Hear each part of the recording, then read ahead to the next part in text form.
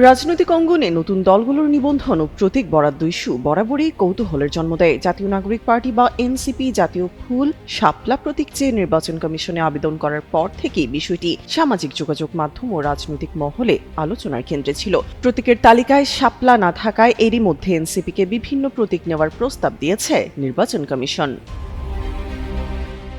মঙ্গলবার রাতে রাজধানীর বাংলা মোটরে আয়োজিত এক সংবাদ সম্মেলনে নাসির উদ্দিন পাটোয়ারি জানান, ইসি থেকে নিবন্ধন সংক্রান্ত যে চিঠি পাওয়া গেছে তাতে এনসিপির জন্য আলমিরা, উটপাখি, কাপ পিরিচ এবং থালাবাটির মতো প্রতীকগুলো বরাদ্দ রাখা হয়েছে। তিনি এই প্রতীকগুলোকে খুবই হাস্যকর হিসেবে আখ্যায়িত করেন এবং এটিকে দলের প্রতি ইসির স্বেচ্ছাচারী ও বৈষম্যমূলক আচরণ বলে মনে করেন।